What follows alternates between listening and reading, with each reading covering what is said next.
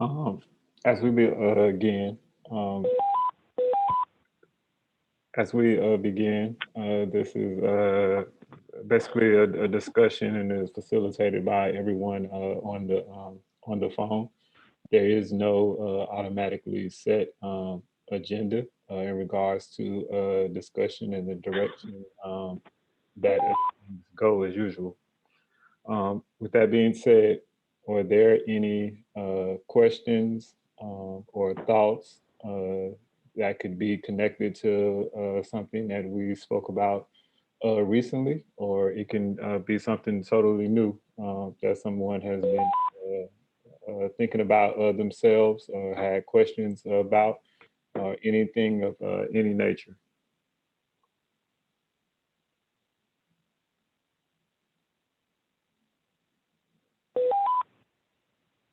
I have a question, Sheldon. Sure, go ahead. Okay, and it's in reference to the gospel according to Thomas. Uh And I huh. think it's saying number 114. Could Okay. you explain that?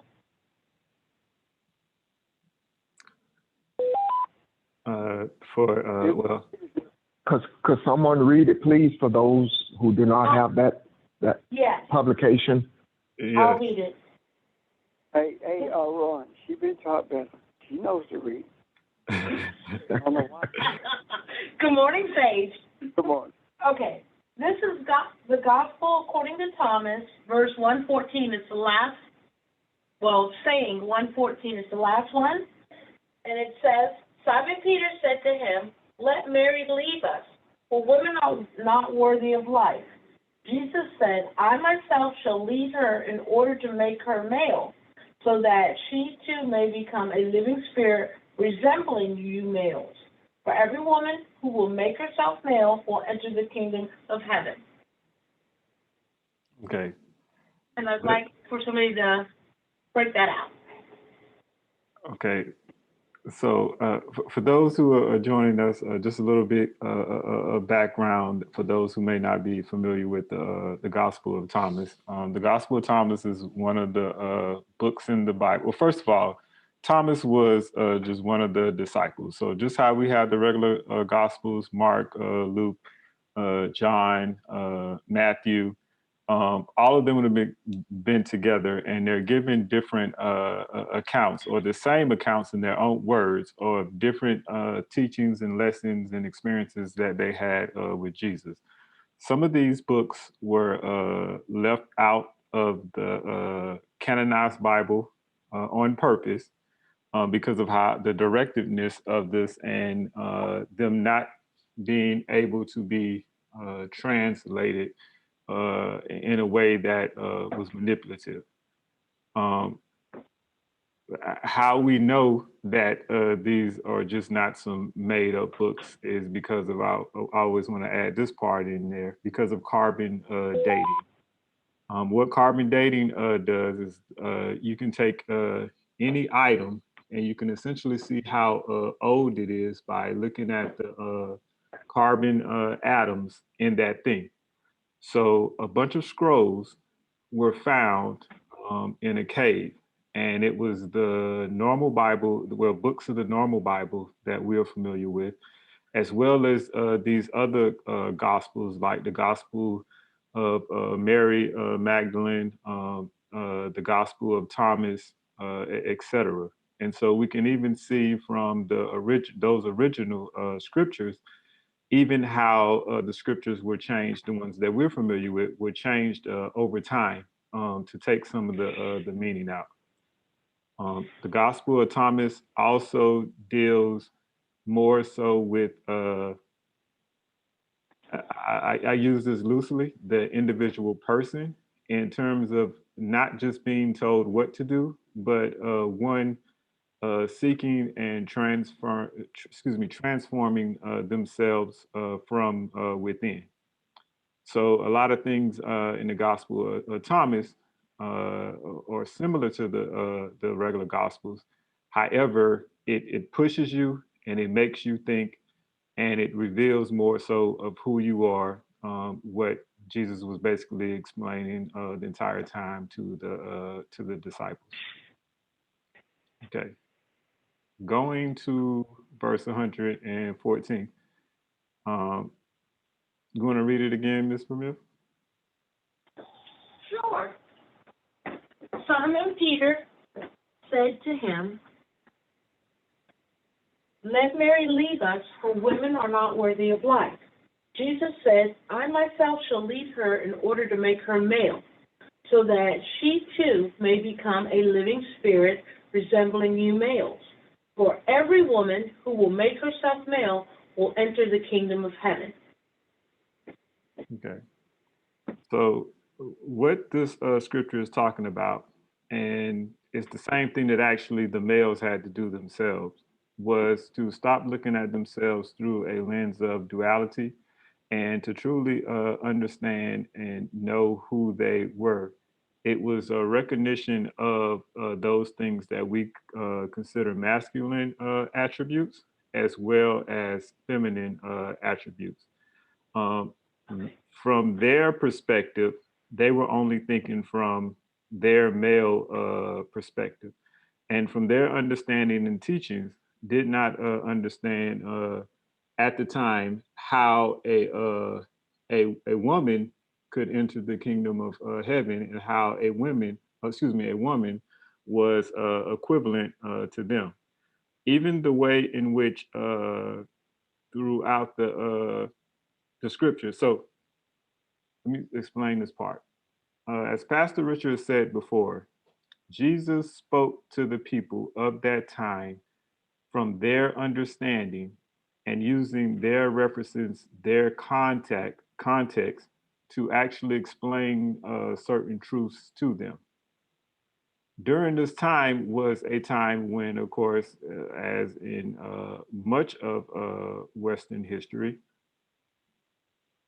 women were looked at as being under men.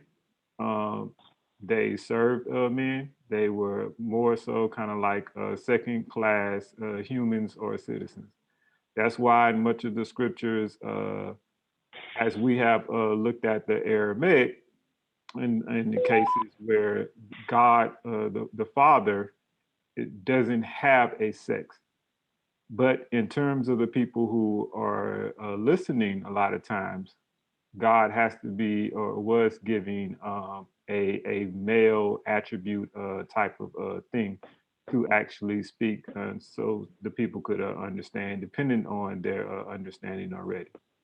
So that is what this is talking about in this scripture. He is actually trying to show the equivalency of women, and saying that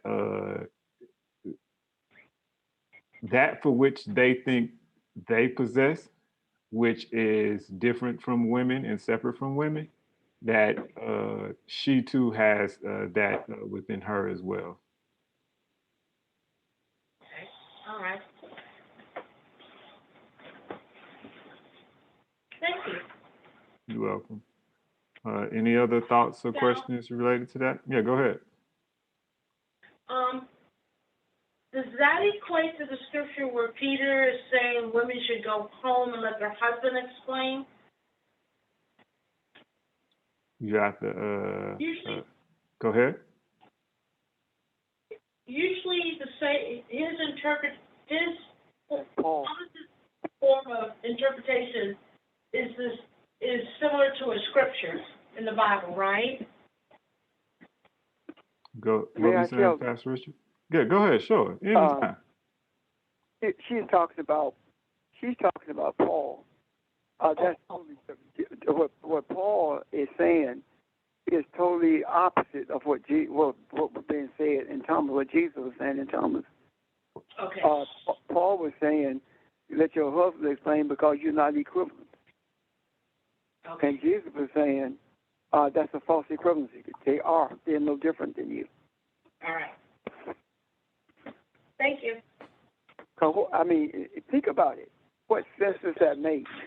What happens in your case? You don't have a husband at home. So who you go ask? Evelyn.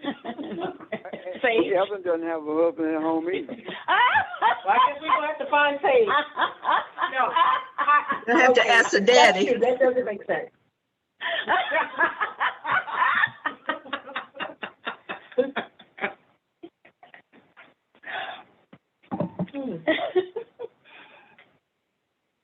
I think for far too long, women have been treated as though they're not equal in every part of our lives, and especially in the scriptures, they've been browbeaten and made to think that the masculinity comes first, and you are, if given an opportunity at all, do it from a secondary role, and that's part of, if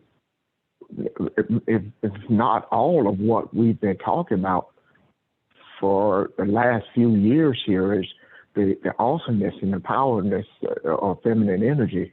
And even the difference in what Jesus is talking about here, he's talking about attributes and energy and not just males and females or physical people. And that's where we kind of get caught up in. And, I think we've, throughout religion, it's kind of bought into that, and that's kind of a hard concept now to correct. And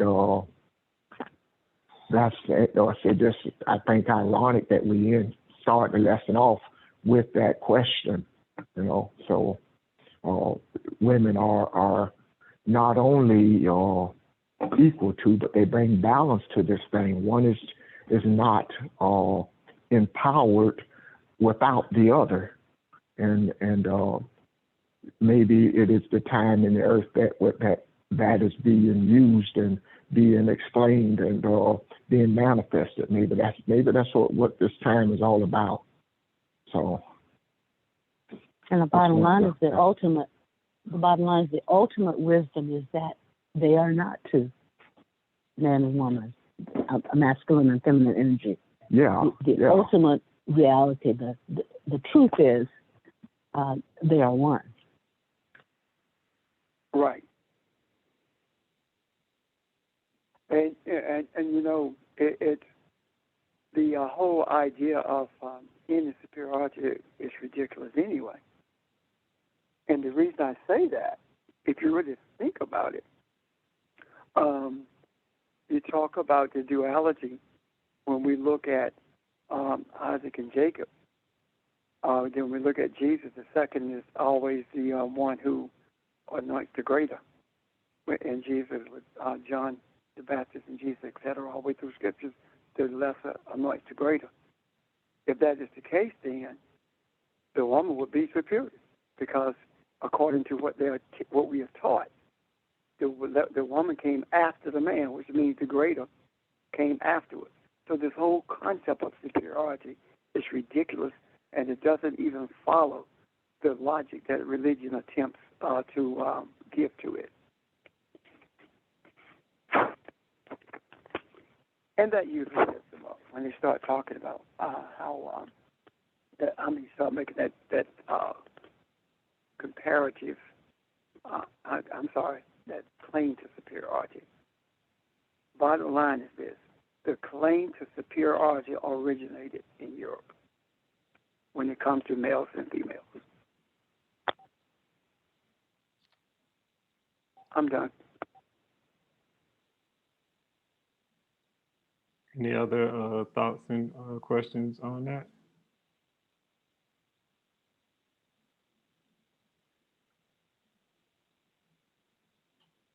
I just want to add this.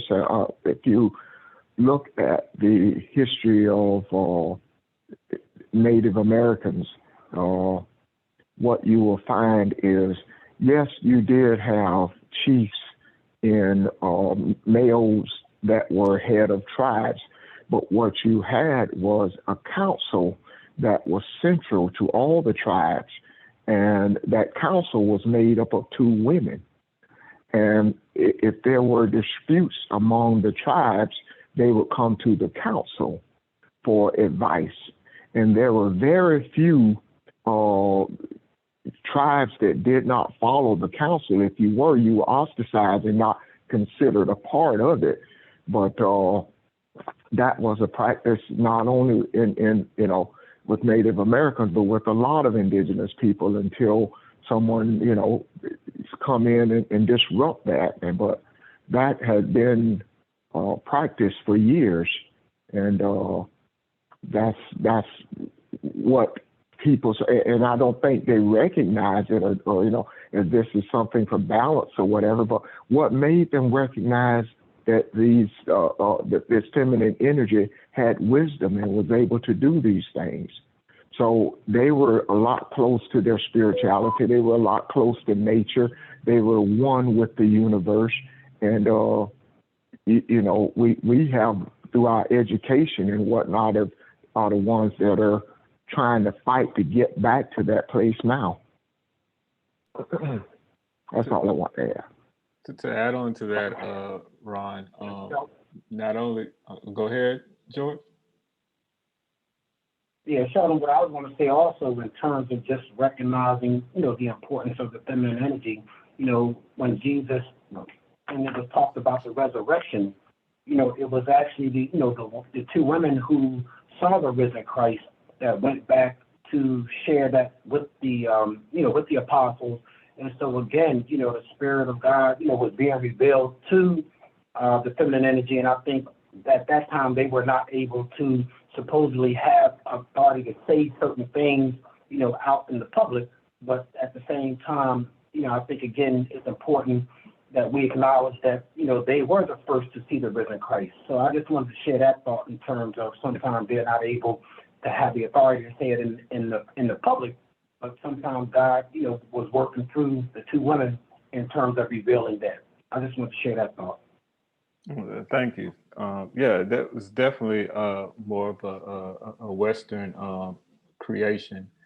And then also in regards to what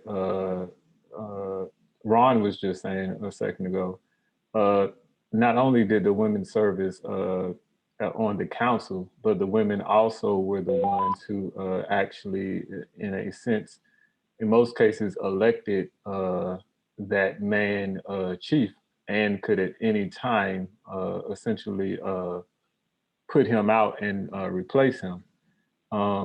And you also had women who served in the form of chiefs. You had women who served as shaman or the religious, spiritual leader of the group. And also how we traditionally have a patriarchal society where the men supposedly have the power and run everything and are the leaders. In terms of the household, the woman led the household, and that was her home, etc. And so if at any point she was essentially finished with her man, was fed up with him or whatever, to whatever extent that might have gone, she would put him out of the house, and then he would have to find somewhere to stay, putting his belongings out of the home that they once shared. And then there was also just in their culture a recognition of both entities. So understanding, how should I explain it? Understanding the individuality in terms of what both parties actually brought to the table in creating balance, understanding that in certain ways they were different. However, also understanding that they were two sides, two equal sides in terms of importance of the same coin, so to speak.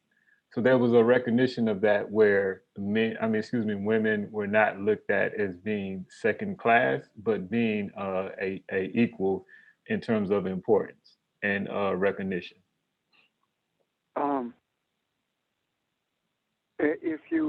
If you are look at history, you will see that in the midst of indigenous people, there were no differences made the way they are now. It only happened in societies where male physical strength was dominant, where brute strength was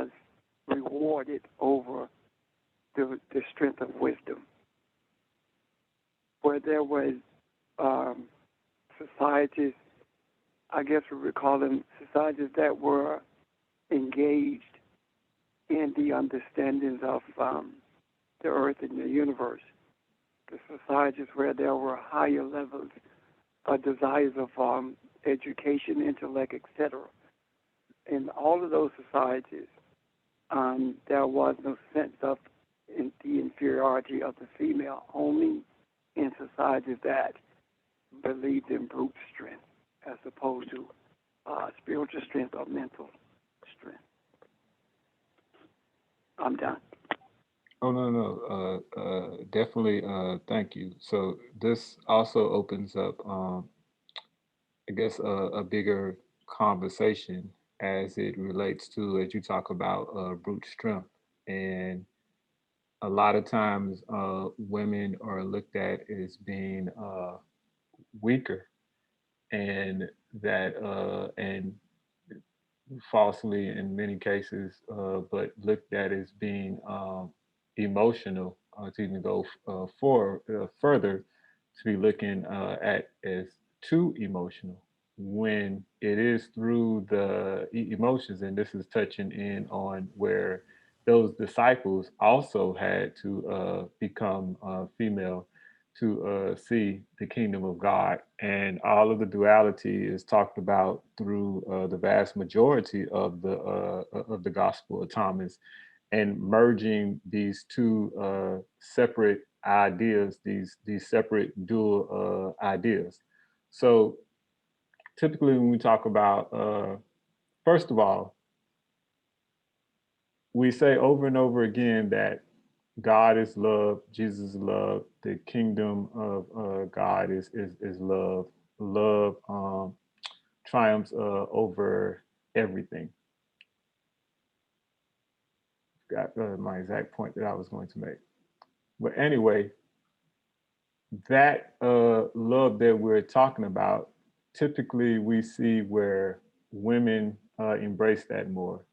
When Pastor Richard just now was talking about men having brute strength, a lot of times men are the purveyors, those who enforce, or those who are responsible for violence. And it's going to seem contradictory, but I'm going to explain. Going back to what Ron just talked about with women, in most societies or groups where women are the ones who are in charge, there is less balance and there is less disparity between wealth and things of that nature, in terms of there's a nurturing and everyone is taken care of. Violence, which is usually used with brute strength, comes from those who see themselves as powerless. The act of violence is the attempt to gain power where one thought that they were powerless. They don't even have to be powerless. It's the idea of one or a group of people thinking that they are powerless. I say that in contrast to what Pastor Richard just talked about with women, and women not actually having supposedly the same physical strength, but who is powerless in these particular situations. We talk about women most of the time, as I just made the statement, that the way for that those men had to become in contact or familiar and embrace their feminine side as well. That means their emotions. That means understanding their feelings. And it's through our understanding our feelings and questioning them and embracing them and things like that, that then who we are is revealed to us. There are no such thing as bad emotions. Your emotions simply reveal truth to us when asking ourselves questions and feeling those particular things. The idea of what a lot of men typically do, and our society, our culture teaches men to do this, to ignore our feelings and our emotions. Try not to feel anything. Try not to feel, here's that word again, weak, because we have this misconception that being emotional or having emotions is a weakness, or that is something that is associated with femininity. For supposedly, and this is even going from a religious standpoint, if that was the case, and I, of course, hypothetically saying this and don't mean it, how can we follow Jesus when Jesus kept on talking about love? Isn't that something that is like a super soft thing? So if Jesus is claiming to be God, and he keeps saying God is love, then being super manly and being manly by itself must not be able to be godly. And of course, I don't believe that. I'm just saying how that thought goes and how we typically look at that through the eyes of religion, and what I would say from a traditional standpoint, what we walked in and what we said we believed in did not align with one another. I agree with you. I want to ask something though. Can you relate that to the whole concept of the rib being the primary support system, and without it, everything collapses, as the word is used in Genesis, the second chapter, in relationship to Adam? Yes. Should I read read that entire part, or just explain it? I think that's probably up to you, or those on the phone. Okay.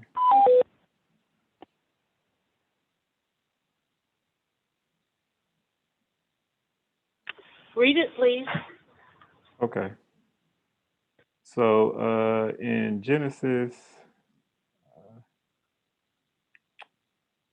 that's how I start with Genesis 2:18. And I'm going to actually read it from the Young's literal translation. And it says, "And Jehovah God saith, not good for man to be alone. I do make to him an helper and his counterpart. And Jehovah formeth from the ground every beast of the field and every fowl of the heavens, and bringeth in unto the man to see what he do call it. And whatever the man calleth a living creature, that is his name." Okay, so 221, when it mentions the rib. "And Jehovah God causes a deep sleep to fall upon the man, and he sleepeth, and he taketh one of his ribs and closeth up flesh in its stead. And Jehovah God buildeth up the rib which he have taken out of the man into a woman, and bringeth her unto the man. And the man said, This is a proper step, bone of my bone and flesh of my flesh, for it is called woman, for from a man hath this been taken. Therefore do a man leave his father and his mother, and have cleaved unto his wife, and they have become one flesh. And they are both of them naked, the man of his wife, and they are not ashamed of themselves." So traditionally, what has been taken from this idea of rib, as we first started in terms of, well, let me back up a little bit. So a lot of what Jesus was doing in the New Testament, talking to the disciples and the people, is he was actually not so much of just challenging the old scriptures, the Old Testament, but he was bringing new knowledge and understanding to them, to the people, and transforming them, and using those, because that's what the people believed, to challenge them on their beliefs. So from some of these scriptures as well, it was taken to the people of the time of Jesus for this to mean that women should be subjugated, or women were put on this earth solely to serve men. as helpers or such. When God took the rib out of the woman, and as we talked about it yesterday, what the word rib actually means, the rib meaning being, the rib meaning bone. We talked about the rib actually being the more those beams, the stronger portion of a structure. It is the thing that brings shape. It is the thing that everything else on that building or that structure, that body actually rests upon, so to speak. Um, it could not exist, that structure as a whole, without the rib. As this actually relates to the man and the woman and femininity and masculinity. Oh, and the other part was also that typically the ribs or the structure of a home, a building, a ship, etc., is actually built first. And then all of those other things are added to it. You can even take away from all the other things and change it, but that structure actually exists with that with the rib, with those beings. That is the actual entity. Women, from this standpoint, or what this actually represents, is providing strength. It is through all of us, through embracing our femininity and becoming familiar with our femininity, that we're actually led to what Jesus was referring to when he said the kingdom of heaven, God's kingdom.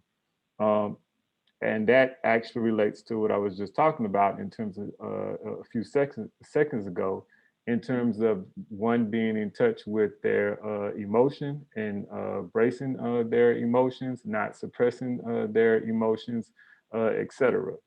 The idea of just using brute strength is actually the idea of trying to lean in on our physical understanding, or to lean on what it is meant to be um, human, actually.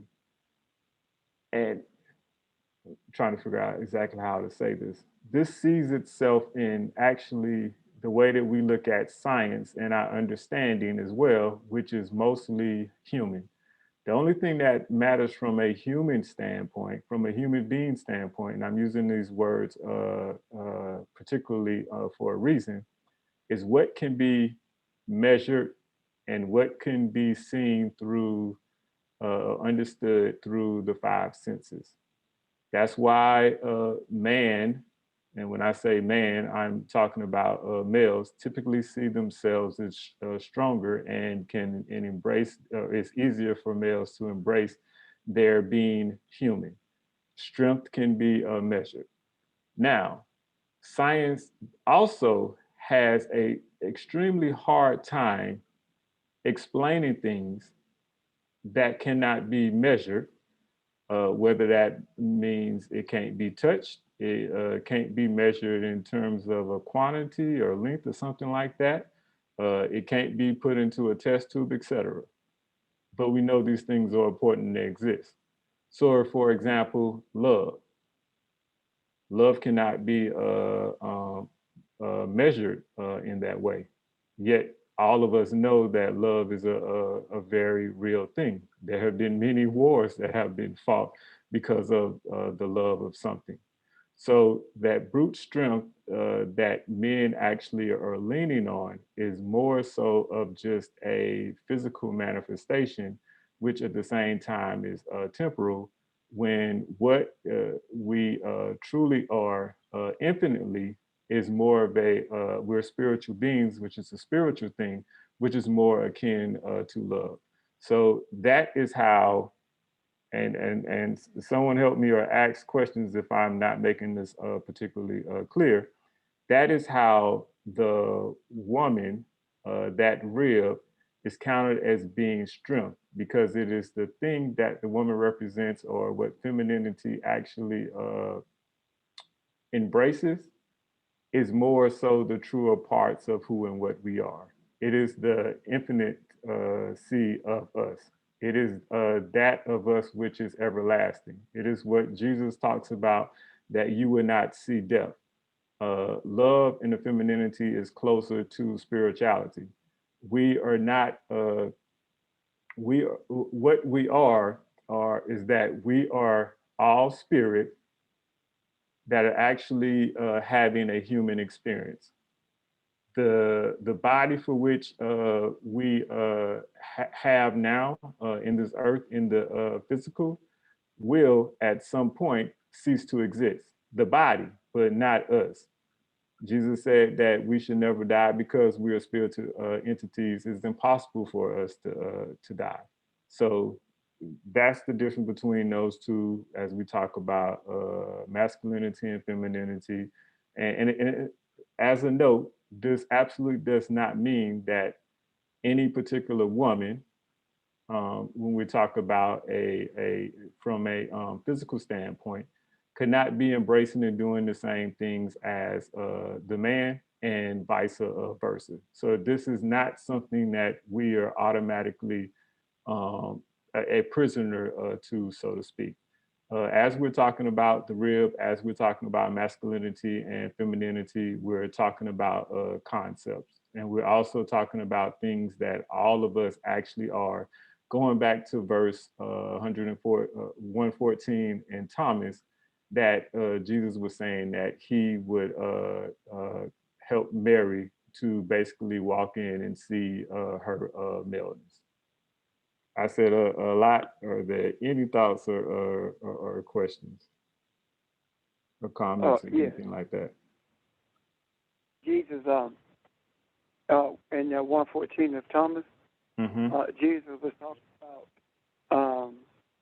showing Mary the masculine, making sure she saw her masculine side. And what the disciples did not realize is that Jesus was teaching them about the feminine aspects of their being as well. They could not see that because they lived in the same type of society that we live in, and that is a male-dominated society. And the dominance of that male society is reflected in what happened in the garden when Peter drew the sword and cut the guy's ear off. Everyone talks about Jesus putting the ear back on, but they don't talk about why would Peter have a sword, period. Because of the Roman government being in charge there, that was illegal for a Palestinian to have a weapon. So that speaks volumes about how things are to this day in terms of that male dominance. Is the weapon makes a male feel like he's unconquerable. And that same attitude dominates our society. But more importantly, that same attitude dominates religion itself, which means that it displaces everything that we are supposed to embrace spiritually. It is totally impossible to embrace the superiority of male or female and have any healthy respect for the spiritual teachings of Jesus or the spiritual essence of who we are. That is one of the reasons also it is extremely important that we understand that this whole concept of the taking of a rib is actually written as an allegory to explain how the creator of this entity called Adam, how this entity was made aware of who it was created to be and how it was created. This awareness was shown to this entity. And if we don't look at it in the right way, what we'll miss is that the writer of the allegory was a male. And in writing that allegory about what happened, it made it seem like that the entity Adam already was aware of its masculine attributes, but it wasn't. It was impossible for it to be aware of masculine attributes and not be aware of feminine attributes. It didn't even know either one of those existed. It simply was a spiritual entity with no knowledge of self at all. And when given knowledge of self, there are a number of other things that took place that have been misinterpreted, misrepresented, and bastardized for the purpose of manipulation. The whole creation allegory, from the point of, well, all of it really is about identity. However, there is a more intricate introduction of identity from the point of the rib on to the period when the extrication from the garden took place. So I think it's important for us to keep that in mind, that this entity was shown that it was masculine and feminine at the same time that it was that the real situation took place. Any questions about that? Just ask Sheldon. Or comment. Seriously though, do you? Am I making sense? You understand what I'm saying? I do. Everyone else? All right. Thoughts or even questions from anyone? I have a question. I think I see. Oh. Go ahead, Audrey. My question is, I'm a little confused about why, if Adam and Eve, well, if Adam and his female side were one entity, what was the need to separate them? I mean, it says, when it says in that verse, it's not good for the man to be alone. Well, he wasn't alone exactly. So what was the need to separate them? That's part of the misinterpretation, a mistranslation. Yeah. It was a separation. When it says that it's not good for this man to be alone, it was not speaking of that in terms of no one being present with it. The idea of loneliness does not exist spiritually. What was actually being introduced there is that it's not good for this type of being, for this Adam, not to be aware of itself. It needs to know what it is, what it's made of. And if you notice from that point, it goes into naming the animals, which is really speaking to the different types of attitudes and personalities that are expressed by men today, which says that it was also introducing it to the personality, the personal attributes or personality attributes that existed within it, which means that it was showing it a pattern of thought that existed within it. If we really were to break this down, we would be seeing that the Creator was very meticulous in bringing this being. It's like you built a house, and now you're going to show each one what's in this house, what is it made of, what each room represents. So in this particular case, this entity was being introduced to itself. It's like we are right now talking about the attributes that we were created with, that we were not aware of. That's what the Creator was doing with this entity called Adam. So the writing of it leaves a lot to be desired, and a heck of a lot more to be understood. I hope that helps you, Audrey. It does.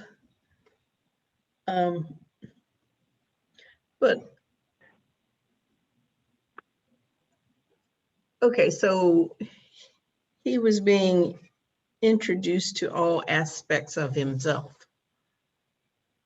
Yes, and where Of the himself. And Okay. I avoid the term him on purpose, because subliminally, we still see man being introduced to a woman that's in it, as You're right. opposed to seeing a body of water being introduced to the hydrogen that makes it that's in it, that makes it water, that kind of thing, and introduced to the oxygen.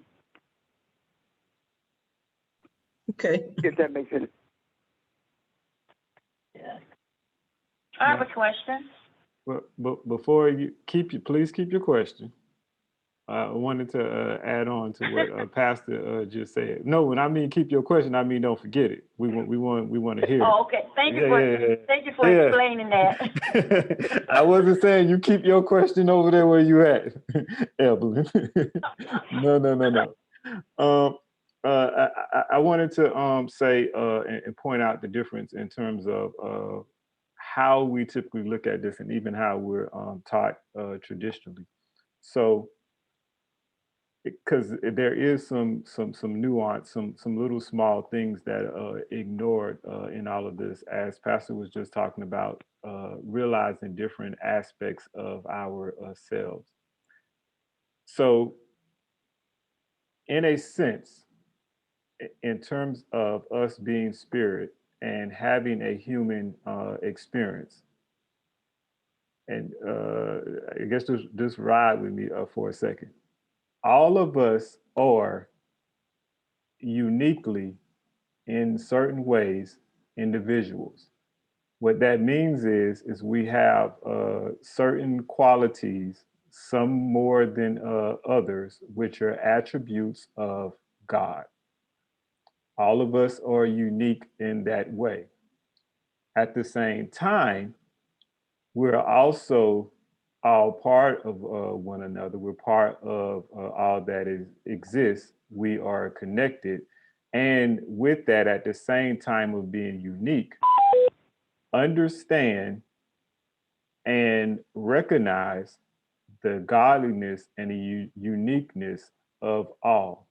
So at the same time, there is a understanding of sorts of a unique experience and having a unique physical experience, while also understanding the bigger connection, so to speak, of being a attribute or an offshoot, if you will, of all that exists, of the Father.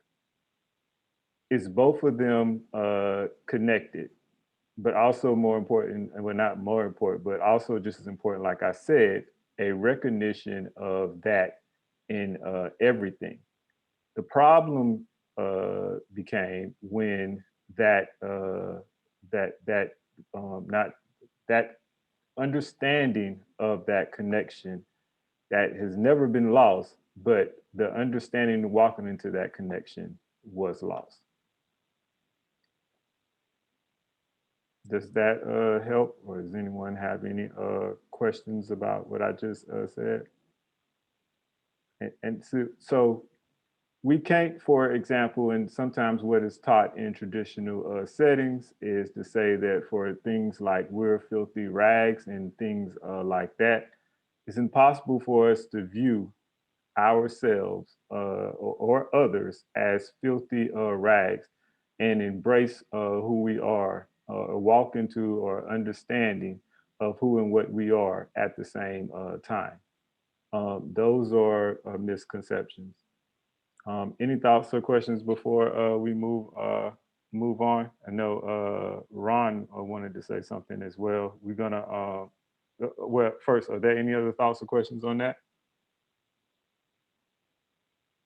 And Evelyn had a question also. Yes, yes. Well, I was just gonna go to Ron right quickly because Ron might be on to the same thing. But I promise you, Evelyn, we coming to you. You're not gonna come up I here. know what If you want to go to her first, Okay, no, that's fine. That's fine. Shelton, you can go to her first if you like. I'll wait till after Evelyn. Okay. I was just trying to make Okay. sure we were going in, you know, like a certain sequence and topic Okay. and hitting Yeah. everything. But go ahead, Evelyn, please. Okay, I was gonna ask why they never talk about Lilith, and where does she fit in what we're talking about? You know what that sounds like to me? That sounds like a Pastor Richard question to me. Yeah, that sounds like Janice. Lilith is more, the reason it's not mentioned there is because Lilith is a concept that was introduced by the sages. It speaks more to a personality trait that was attributed to the female. And when we think about Lilith, we should not think about Lilith any differently than we do about Eve. Neither one of them are a woman; they are energy, and to see them any differently would really mess up the whole flow, because you cannot you cannot make one a female and the other one a concept.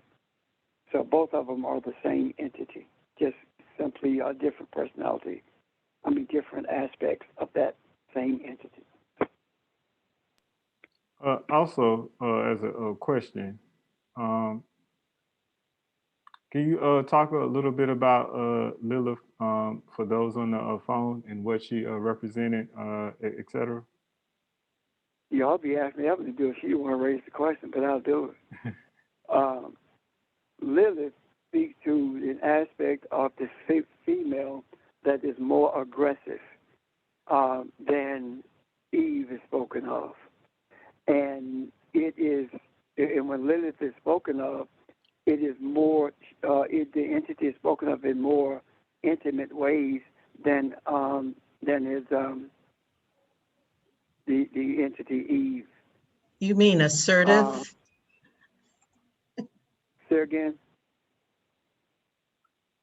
Aggressive is right. Do you mean assertive? Okay. That word that I didn't understand. Assertive. No, I mean aggressive. I And actually, go ahead. The No, go reason ahead.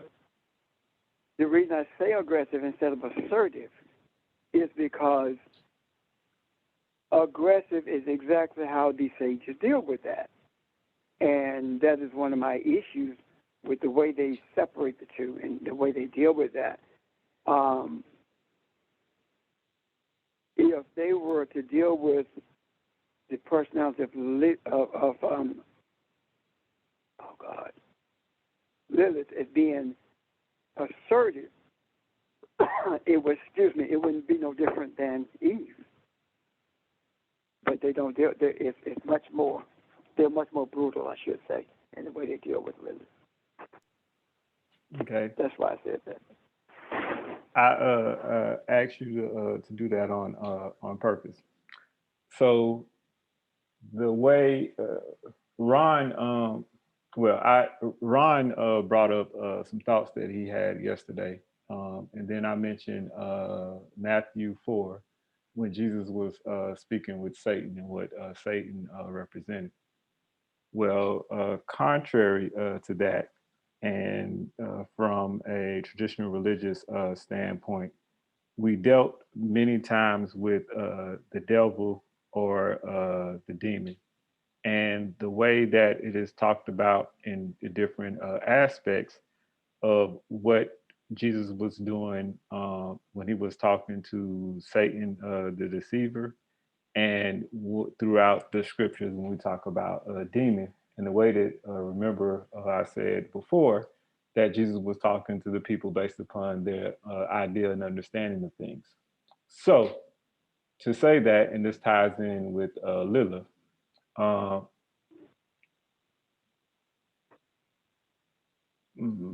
so during that time, people's concepts dealt with duality, that being good and that which is bad.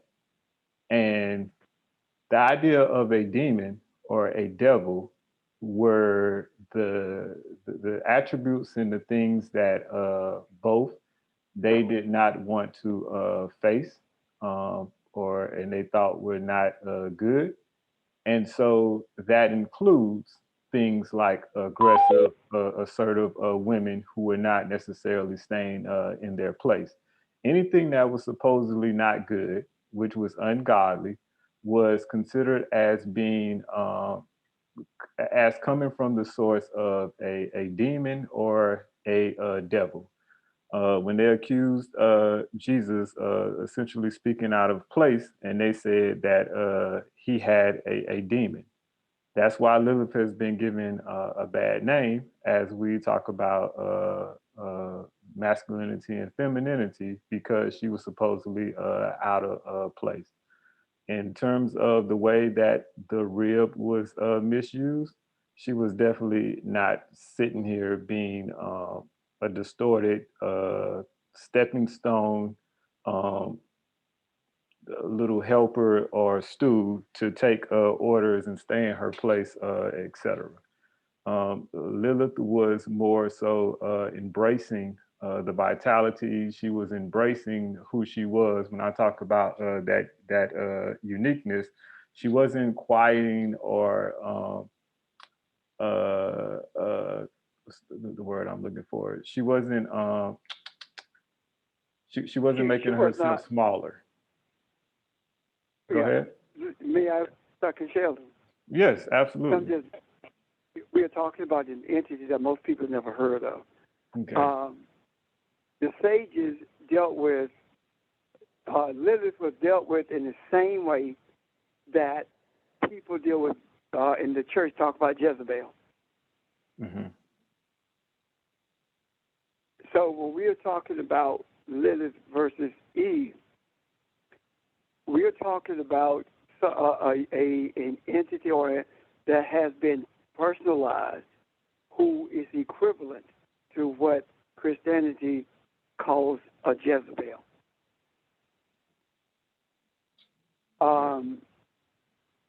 And I don't want us to get so deep in the weeds on it until we lose sight of the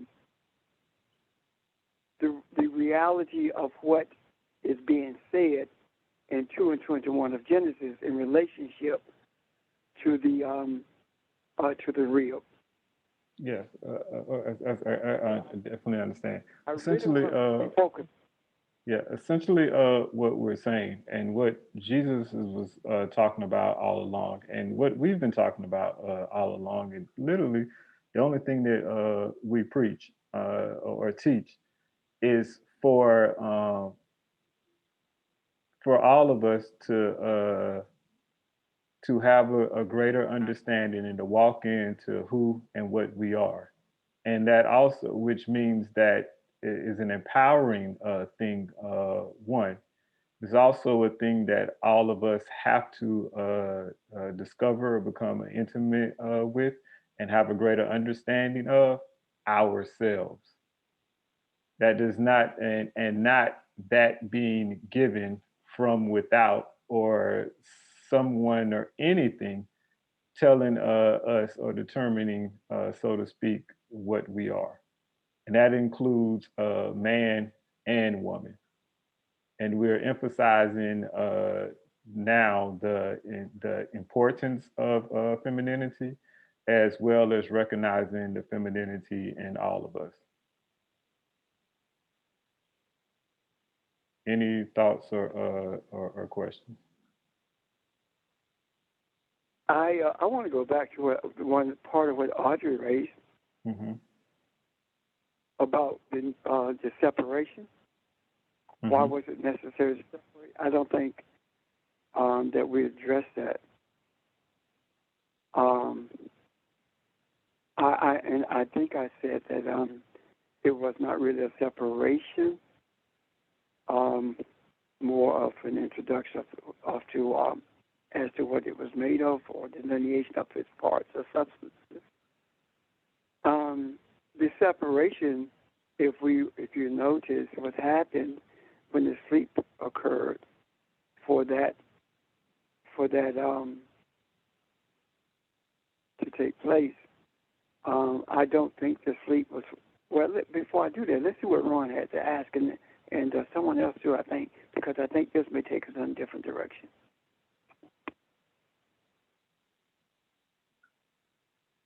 Hey, yes, sir. I too want to talk about the separation. I see this. I see a lot of what we've already said, and I see it slightly different. And mine is sort of a supposition to kind of tie this in. And if anybody see where I'm going, I could use your help with this. But when he said it is not good for man to be alone, that word alone is interesting, and it probably should have been something else there. But it does mean talk about being alone in a sense, in a separation, but not in the sense that we think of. When you follow the word out and look at it, it is suitable to use when Abraham sat in the face of his tent, for example. And what that means is Abraham separated himself as if to say, all is well, and look at what I'm responsible for. Sitting in the tent and separating yourself does two things. You're sitting in the doorway, you're sitting in the place of peace, and you're watching out and protecting what God has given you, what the Creator has given you. You see what you have, and you understand it, and you understand your role in it. It is not a thing of boastfulness or a thing of pride, but it is a humble position that I am responsible for this and the well-being of it. It is not only that, it is sitting in a place that I can see all angles that anyone or anything approaches, not only to protect, but also to provide. Example again, Abraham, when the angels approached him, he was able to be hospitable to them and bring them into his domain and offer them all that he has. So from that regard, that's what this being alone, I'm going to show you who you are and what you're responsible for, and open this up to you. So out of the ground talks about the awareness of it. This is a conscious thing. I'm going to show you that you are the universe and the universe is you. This is not an external thing, it's an internal thing. So the naming of the animals and the male and female part of it is a balancing thing. I'm showing you that you have the ability to be limitless in what you see, or you can be shallow about it and be you can be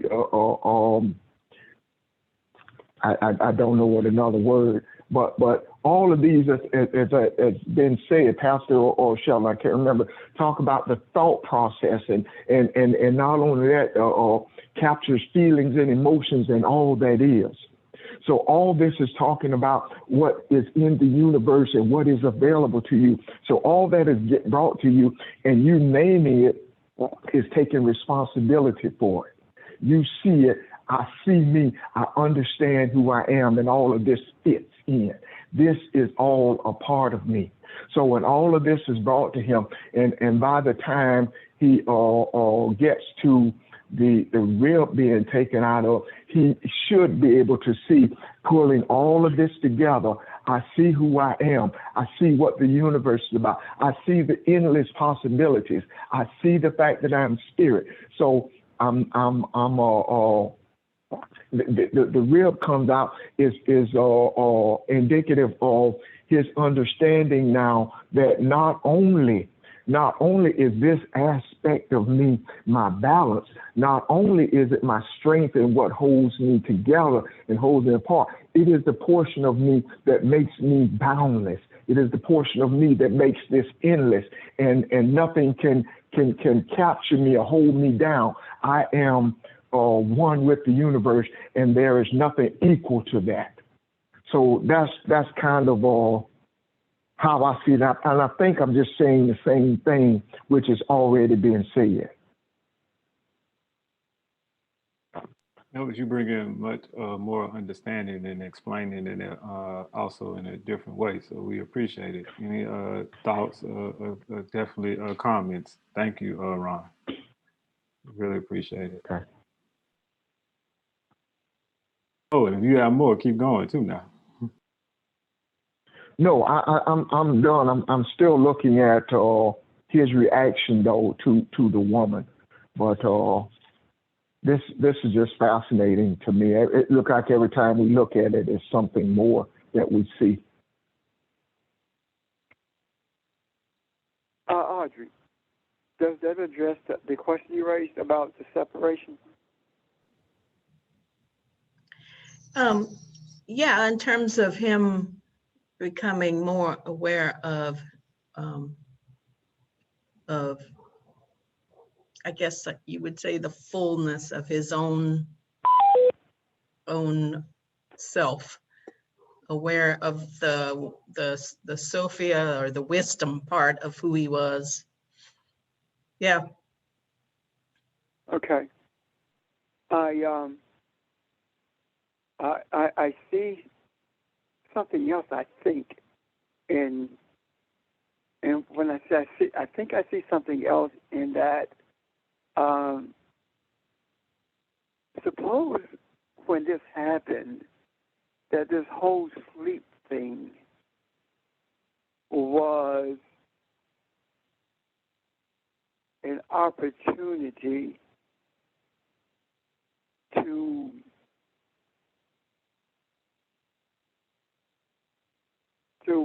to take away the awareness that that entity had of what it saw itself as being, which means that its awareness of its likeness to what created it,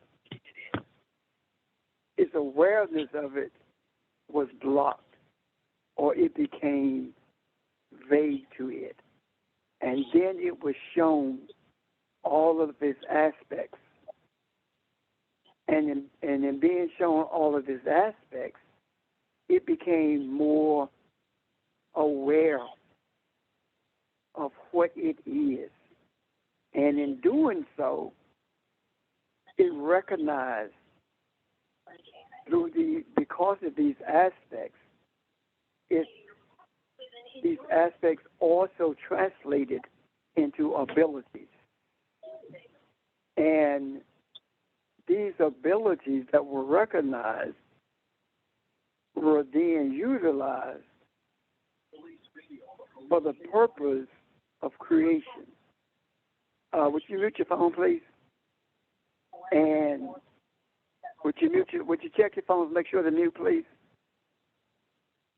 And in recognizing these abilities, that these creative abilities, it brought into existence the desires of its thoughts. And that's how we end up with this material world. We look at it from the religious perspective, and we seem to always talk about it from that perspective when we talk about the garden and when we talk about the creation. But suppose that these aspects were shown so that it could begin to function or move in the direction, excuse me, of becoming what it was created to be. If there was, within the parameters of the thought processes of this entity, Adam, if there was a tree of knowledge in good and evil, then that also had to be in its creator. Otherwise, it would not be in its creator's image. So if Elohim had all of these attributes, meaning tree of knowledge, good and evil, tree of life, etc., if all the things are it, then that would be in this entity as well. So this thing had to learn how to live with these attributes and what to do with them. And in doing something with them,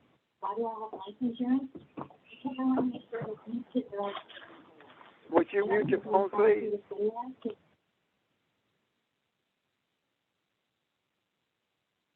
In recognizing them, these attributes, it chose to bring into existence this, it chose to have a greater affinity for the understanding of the duality of life than for life, the unicity or the oneness of it. And in doing so,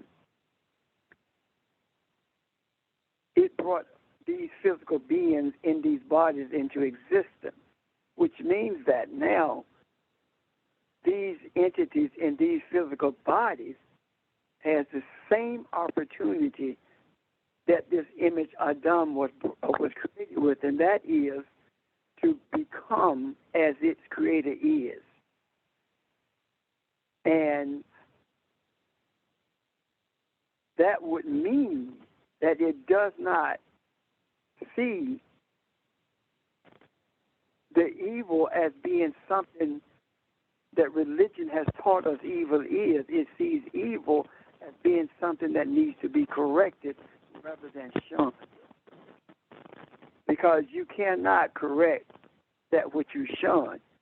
You don't have to participate in order to correct it, but you have to recognize it as something that needs to be corrected.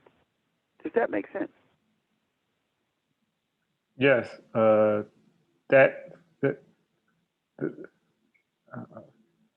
Well, the part that I saw with the last part that you said was in terms of what has been called as being bad or demon or whatever that is shunned is actually the avenue for a greater understanding and appreciation than just trying to understand what that thing is instead of actually being ignored. So in a sense, that which you say has been shunned has been automatically been considered evil and to be avoided at all costs. But it is also an understanding of that thing. Not an understanding of that thing that that keeps us from, in a figurative speech, keeps us away from that awareness. So, if that's the case, then this whole concept that we wrestle with about the inferiority, the inferior manner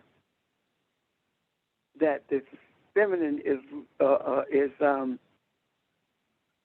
manner in which they're dealt with, that then becomes not just a principle that is wrong-headed, but it also becomes a major distraction.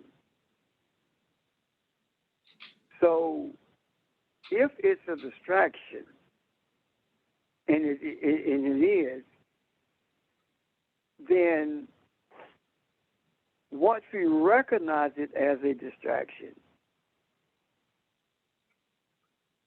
then we would automatically begin to subconsciously deal with it or interact with it in a different way. If we recognize it as a principle, we try to change it rather than correct it.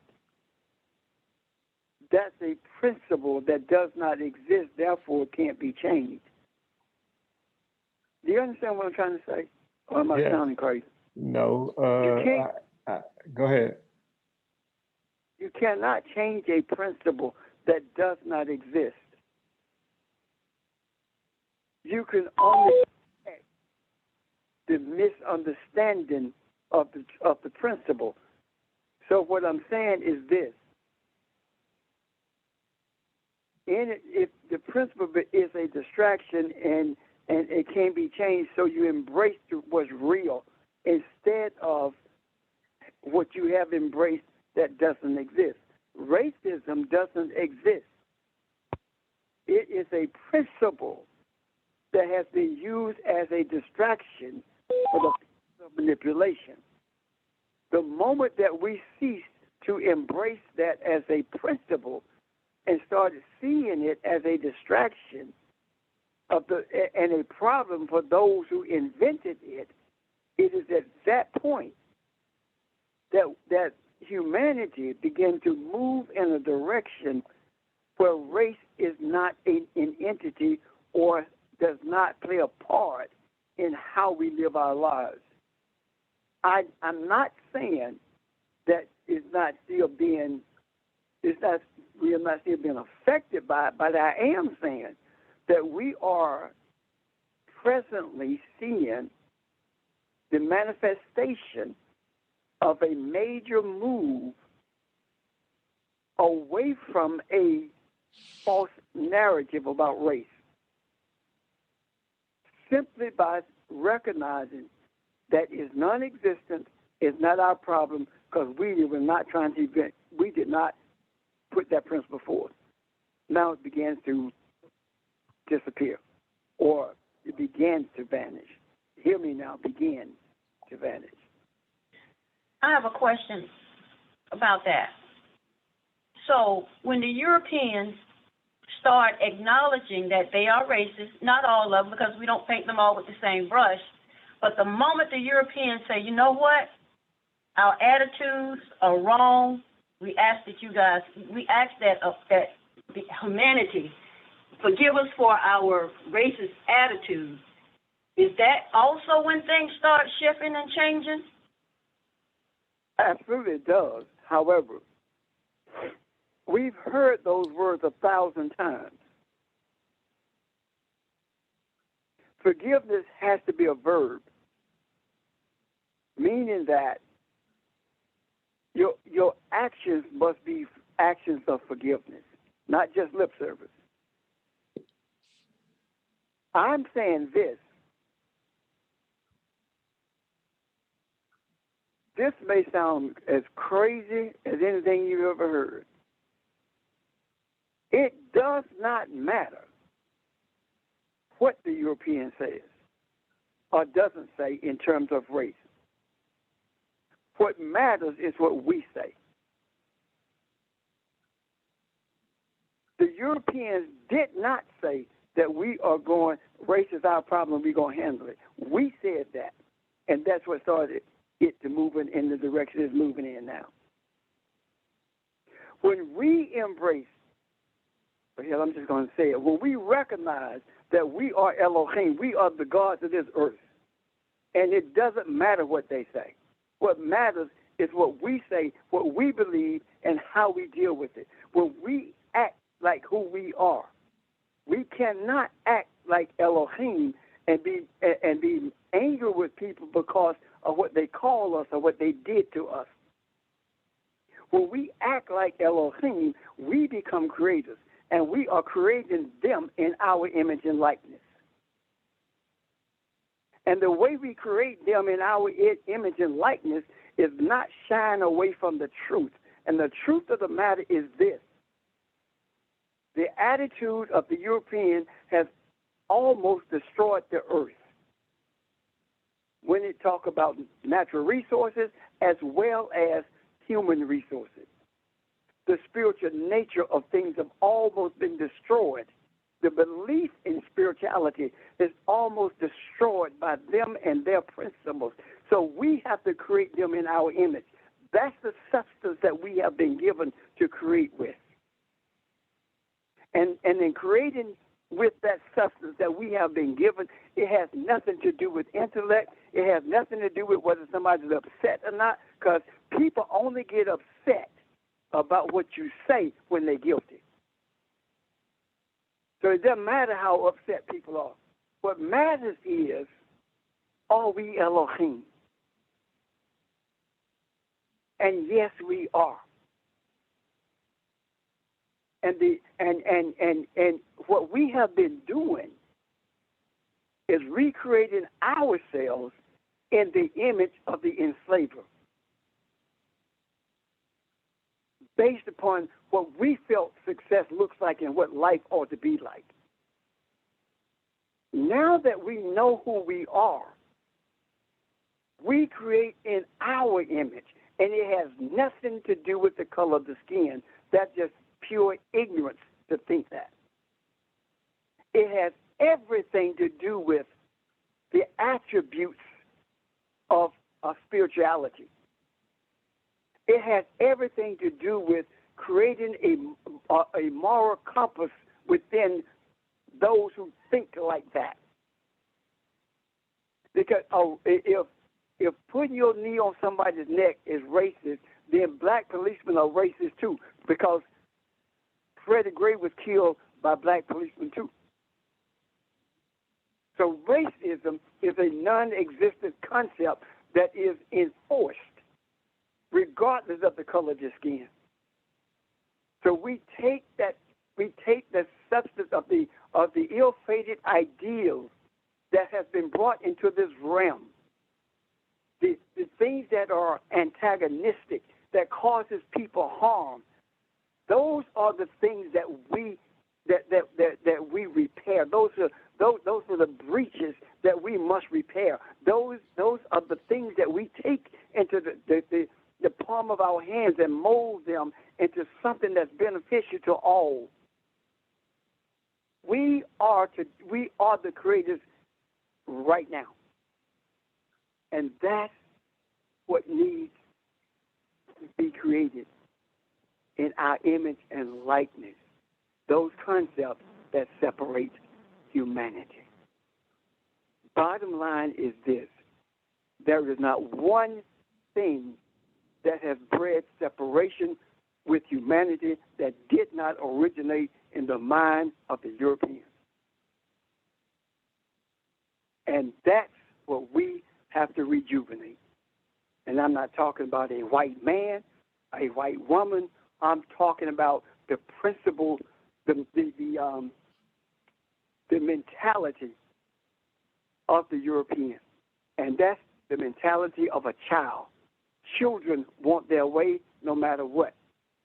The difference is that it's more dangerous because it is more deadly physically and spiritually because of religion and government.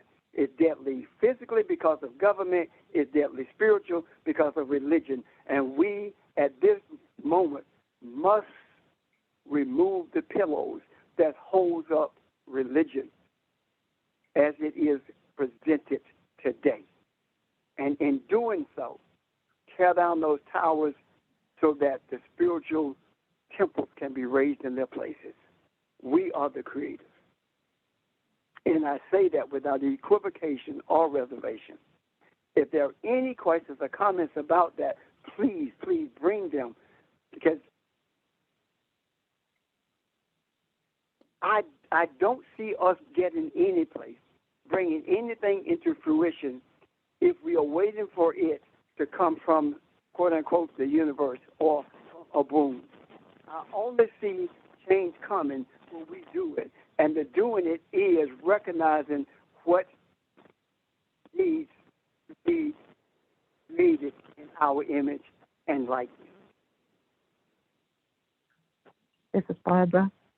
Huh? This is Barbara. I have a comment, and maybe a question will come out of it, but right now it's a comment. I was thinking about what you just said, what Sheldon said, and then I was thinking about what Ron said about alone and what Adam was being shown. But if we go back to the seed, the very seed that's planted is we are one. That's the seed. Listen, Israel. Listen, you who wrestle with God. Our God, meaning the God in us. Our God is one. It's at one with the God in the universe, with the God of all. So oneness was that seed. And then Adam was shown aspects of itself, whether it's the aspects of the attributes of the animalistic attributes of itself by what it named things, whether it was the feminine aspect of itself. It was shown different aspects of itself. But you said that the basic, I guess, idea of separation came out of Europeans. I would argue that it came out of Adam, because instead of seeing itself and all that its creator showed it, with the idea being, okay, once it knows itself, it will know that all of these are part of itself, but all of it is one with me. Adam began that separate. The entity called Adam began that separation. Oh, okay, this is a womb man, and instead of continuing to see it from a spiritual perspective, it became an entity of its own, in a sense, in its mind, in its thought. And the animals became entities of their own in his mind and in his thoughts. And so the creator who sought to show the entity that it was like itself, like the creator, by showing it the many aspects of itself, the entity began to see other things, began to see its role as, okay, I see what I'm saying, but I can't put it all in words. It began to see itself as separate from the creator, because it is able, well, I created, I call these animals this is the woman, and she came from me, so it must be part of me. And so instead of realizing that all is still one, it began to continue to that process of duality, that process of separateness, that process of okay, these are things that I can do. These are things that I see. These are things that I create. These are things that I named. This is the one I call this one womb man, because this entity called woman was taken from me, and so the more it did that, the more it saw itself as not being one with the entity that created it. Adam became Right. an ego of itself that wanted to serve itself. And so it was the thing that was, Adam began to hold itself above everything else and separate, and therefore everything to serve it. And missing out or losing out on the part of, as you say, everything being part of and everything being one. So in a sense, Adam not blew itself up, but saw itself, began to see itself as more important than anything else. But he said, go ahead. He said, "This is bone of my bone, flesh is my flesh." Mm-hmm. If you trace those words down, it says that we are identical. Mm-hmm. We are the same. Now, when it comes to the idea of separation, that came, yes, the concept did come from Adam. When it became a material thing, it is at that point that separation began to evolve in the mind of this physical entity called a human. And it began to expand beyond the idea of physical differences to the place of physical strength and one being superior to the other. And the evolution of it went beyond the male and female to groups of people being inferior to other people. So these concepts have evolved and morphed into something that is detrimental. When I talked about them being with the European, I'm talking about the perpetuator of the concept above everything, all indigenous people. And so it did start with Adam. As a matter of fact, I agree that it's still with Adam. And when I say still with Adam, it's because we are Adam. Yeah, well, go ahead. We are Adam in that sleep. We are awakening now. And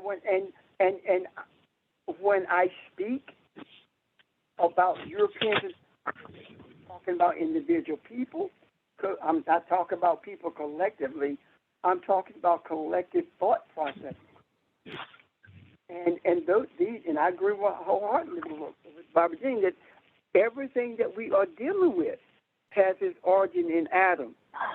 But we have become so battered with this thing of racial differences until it's difficult sometimes for us to see the principles involved and not see the race of the people.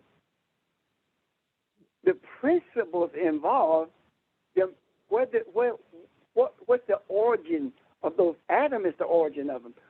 What's the perpetuator of those principles? There is no doubt in my mind that the Creator intended for slavery to take place. The Creator intended for everything to happen the way it has happened to force us to wake up and see who we are and bring this thing to fruition so that self-destruction could end, so that this chaos could be brought to some semblance of order. I don't see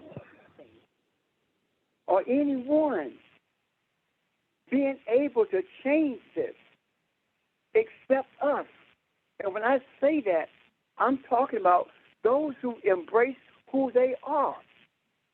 When Evelyn would raise that question about the European thought, all it takes is not so much for the forgiveness as much as it is to recognize who you are. I have never in my entire life heard any European say that they are God, even though they are Elohim. I've never heard one say that. Every time I have made that statement or intimated in the presence of one, I'm on my way to hell. We have to change that mindset. Because if you don't see yourself as the image that you were created in, if you don't see yourself as God, you would never be compassionate and empathetic and in loving kindness and forgiving. That's not going to happen without seeing that. And to say that I'm a Christian does not cut it. Because the Christian is anything you want it to be today and something different tomorrow. But you can't change that principle of Elohim. Either you are or you are not. And what I mean by are or not, I'm talking about embracing it. It is impossible. So the principle of being one and many, had Adam embraced that in its totality, had the Adam embraced that in its totality at the time, then there would not have been necessarily this duality and boxes, and all would be seen as one and at one with the Creator, which is what we are doing now in terms of the journey, in the journey of resurrecting this truth that we are gods, that we are at one with the Creator, and that there is no separate European, there is no separate African, there is no separate Greek, because that European and that African and that Greek is me, and I am it. And the only way that I can, the Elohim, the eye of the Elohim that I am, can reintegrate or reintegrate that in myself as my attribute, is understanding that and knowing that and acting on that and speaking that with my thoughts, with my words, and with my actions, that we are one and we are at one with Abu. Yep. And excuse me, Bobby, to further illustrate what you're saying here is one of the last things that Adam says to God. It is that woman that you gave me. There is not oneness there. There is not unity there. So that shows you everything that happens prior to that, where his mind is, where his thinking is. The other thing I want to tie in is that I forgot to say the first time. Verse 19 in this chapter contains a lot of stuff. All the layers that we talk about that we're peeling away is put in place right here. If you look at this as all the thoughts, feelings, and emotions in every part of the universe, what he's looking at is I could use these attributes to come close to God and show the unity that we are, or I could use these as separation. I could use these as greed, or the ferociousness and the deadliness of the lion could have been as easily and as soft as a gnat. But we use these things. We take the opposite of them and we make it into something deadly, something that, and I'm just using that as an example, when these things could have been used to grow and show the limitless and the boundlessness of spirituality and what it means to be one with Elohim. And he took it in another direction based on selfishness and wanting to be his own God, his own creator. And that's where we are now. Excuse me? How do we correct that? That's what I was about to say, Pastor.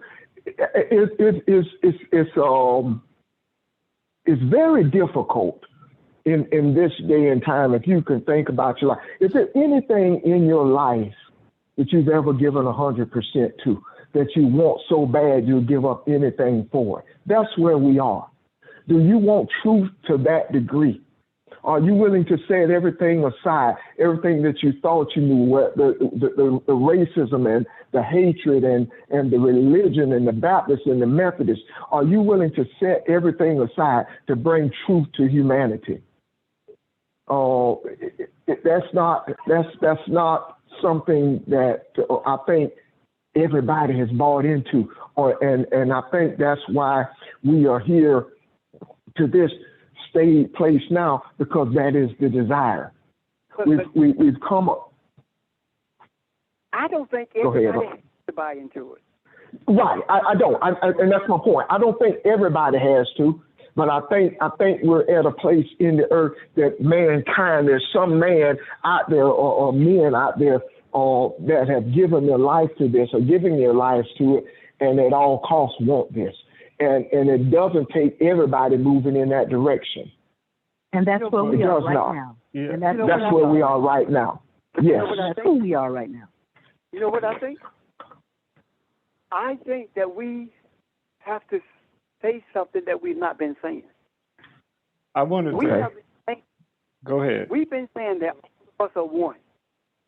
That's what we've been saying, and that's true. But we have not been saying all of us are Elohim. Okay. That's a huge difference. When I say that Donald Trump is Elohim, hair grows on the back of your neck, it raises up. But it's the truth. He is. His soul is the same soul that you have. He's just not aware of it. I want to, as you wanted, I wanted to bring some stuff into the mix for better understanding and even connect this to all that we've been saying pretty much today and yesterday with Jesus, but going on, starting off with Adam, even as it relates to racism. First, I want to say, and I hate using the word ego, just because of the misconceptions with it and how it is viewed. So I'm going to define it, what I mean, and then go further. When I say that Adam got caught up in his ego, I mean that Adam saw himself as an entity that made itself more important than anything else. So therefore, it was working towards its own survival and uplifting without the regard of anything else. It saw itself as being separate. It lost that connection.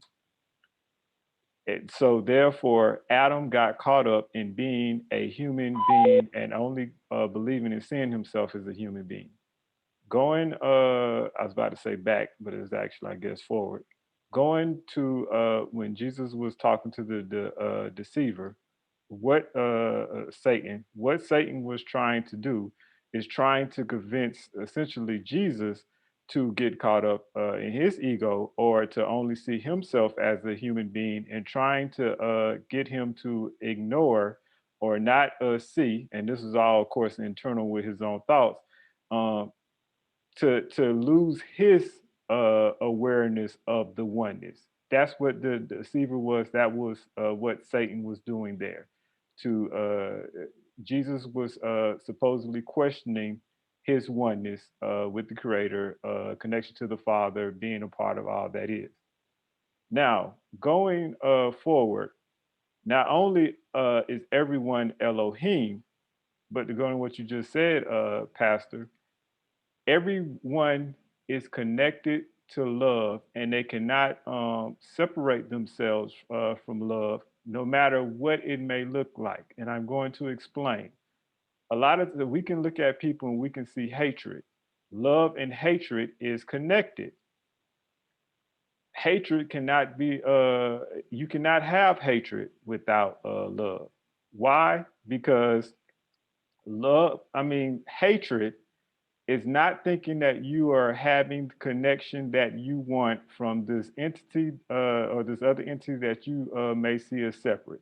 That may even mean that you want that entity to serve you, or you want that entity to mirror what you think it should be, your expectations on that particular entity. With that being said, in terms of as you relate to racism, historically, indigenous, Black, and brown people from around the world have all embraced and represented this idea of this notion of being very spiritual and having this oneness, so to speak, and that was part of their lives. It was part of the identity. Dreams and all these other things were incorporated. Well, those things all embrace the oneness, and as we say European, but as this entity that is wants to be human being, it has to ignore those things. Therefore, because it wants to hold itself up and believe in itself, and as we talk about, keep itself living and not dying, it has to hate that for which it sees in the indigenous or the older people of this particular earth. So as we talk about it, yes, there's one thing I wanted to tie in. Racism is all connected to that. Not only the ability of, not having the ability to see that oneness that everyone has, but it's also fighting that idea of oneness. Therefore, racism is the idea of the ego essentially taking over, but from the standpoint of mankind.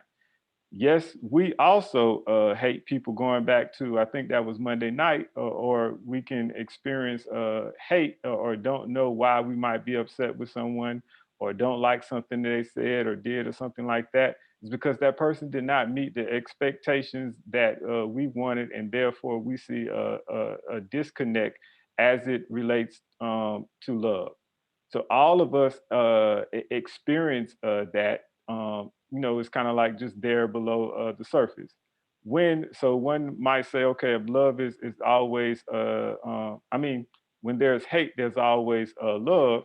I offer as a counterexample, when there is no love whatsoever and that connectedness is not there, there is an indifference to the point where you do not care whatsoever. Hatred is a very, very passionate thing.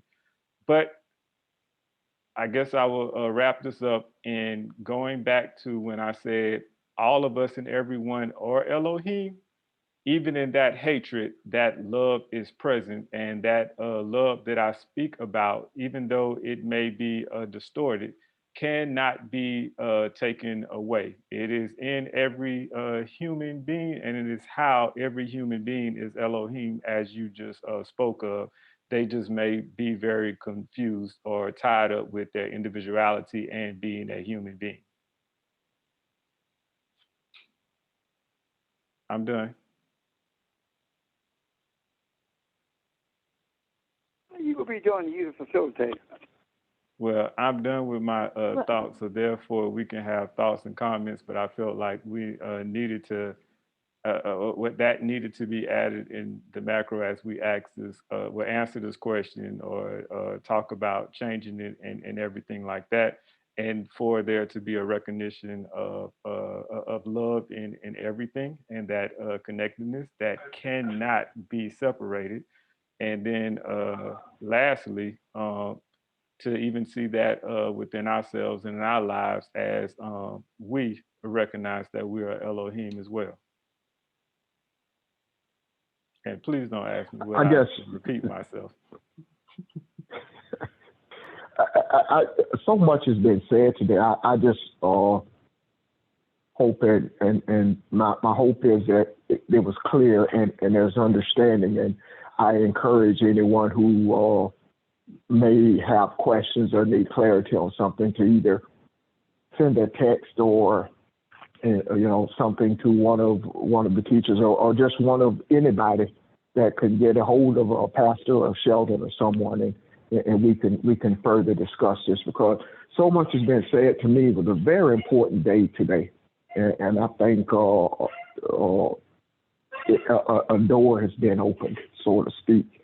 And I absolutely love Barbara's awareness of the role of the atom, and the fact that she didn't, these aren't her words, these are mine, but that it is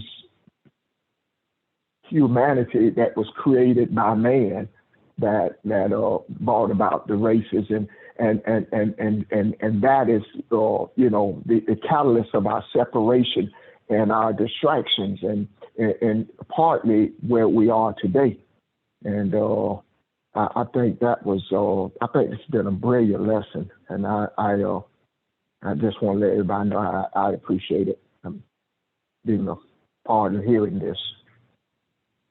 I just have one comment to, which will be my final comment for today. So if the seed, if the fruit is in the seed, or the tree is in the seed, and everything that we talk about, it works on this principle. So the original seed is that all existence is one, as the entity who created us is one. And so all of this, as Pastor had to say, and Adam's dream, that you had to go through all of these machinations to get to the point where a group of people understand that regardless of how bad it looks, regardless of how good it looks, it is all one and the same. And so it's like the seed has come to that knowledge of itself, one and many. Not one yet, one and many, as a part of what the Creator is, one who created the one and the many. So all existence is one, and that's the power of what we have now that changes the world.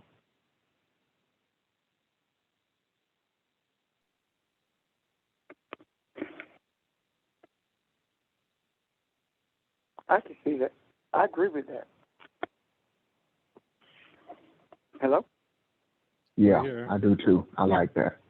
Yeah, I just, excuse me. I think that as Bob was speaking, I was thinking that a heck of a lot more has been said than I think we realize that will bring about the recognition of, not recognition, I'm sorry, bring about the manifested change that we so deeply desire. And when you were talking, Ron, about being committed to it, to the point where you're willing to give up anything, I do believe that that's what exists right now. And what came to mind when we were talking about change, I mean, the number of people embracing it. Look at what happened. Jesus came to lay a foundation as to how things could be changed by our embracing who we are. And out of what the foundation that Jesus laid, without any type of electronic communication, all of these things grew out of it. All of these belief systems grew out of it. So if we take that solid foundation, and we are, and do everything to embrace it, become it, and recognize that, as Barbara was saying, that the oneness of everything is in that seed, then now we are able to change the hearts of humanity by recognizing, not just by thinking it, but by verbalizing, as we have with everything else, and in verbalizing, understanding the wisdom of it, that all are one and many, all are Elohim, and say that as often as possible, because the term abracadabra comes from a Hebrew word that means I create with words. So our saying that, believing that, embracing that is easier when we're looking at people who are searching for it. But when we look at someone like a Mitch McConnell, it is not as easy for some people, a lot of people, matter of fact, to say that Mitch McConnell is Elohim also. He is one of the many. When we can say that with pure hearts and a straight face, I do believe that manifestations will be more readily seen by us and others, of course. The experience will be recognized in a more rapid manner. Any questions about that? Because if not, I'm done. Oh, does that make sense to you? I should ask maybe. Yes, it makes Yes, it does. Thank you. Yes, that resonates. It makes sense. And I see it as, for me, in trying to flesh out what was going on with Adam there, I think for me, I see that that same thing is me. Because I also create things that I believe are separate from me. And in doing so, I put up boundaries between them or it and me, and then take on the attitude that it is out there, it's not a part of Elohim, but so for me, this has been a realization that yes, indeed, we are all one. And as long as I try to keep it separate from me, then I really can't manifest what it is that I desire to, until I have that realization that, yes, indeed, it is one, it is part of me, then I can affect whatever manifestation that I desire to come about. If you see what I'm saying, I'm still fleshing it out in my own head too. No, Yeah. I Even see, that lady that cuts you off in traffic. Yeah, Right. I'm just about to say, as we speak about Elohim and as we speak about separateness, just to bring a little understanding for those listening. When we say separateness, we mean the separateness in the form that Pastor Richard was just talking about, in terms of not seeing Mitch McConnell, not seeing Donald Trump as Elohim, because to not see them as Elohim is to not fully embrace the idea of Elohim, period, because there is that separateness where you are not, in a sense, recognizing them. And all of us, as we have worked on not just understanding that we're not just human, to some degree, have all done the same exact thing for which we are judging, so to speak. And then the one last thing to what Pastor just said, yes, we are. Started off with said somewhere near the beginning of this a couple hours ago, that we are spirit and having a human experience. We're part of us being in or having this human experience in the body is that our spirit created these physical bodies. Our spirit creates all reality, and this physical reality is temporal. So when we talk about racism, when we talk about the changing, we talk about embracing that within ourselves. We're talking about how we as Elohim create, and how we've already been creating all along, just not doing it from a conscious standpoint, at having that experience that I just talked about.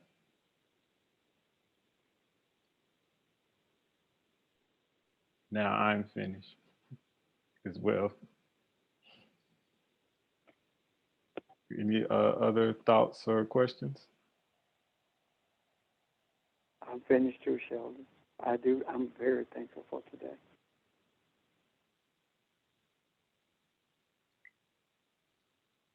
Well, if there's nothing else, everyone have a good day. If you have any questions about this or anything else, please raise them. We all just as happy, I don't need, maybe even more happy about the questions that arise than maybe even you. Thank you, Ms. Vermeil. And with that being said, tomorrow we'll be hearing from Ms. Kathy. I'm only joking. Thank you, everyone, for today. Thank all of Thank you. you too.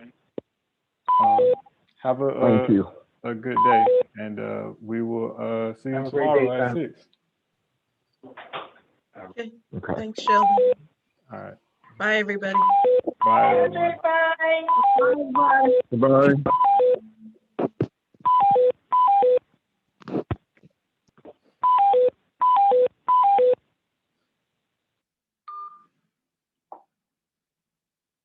Hello.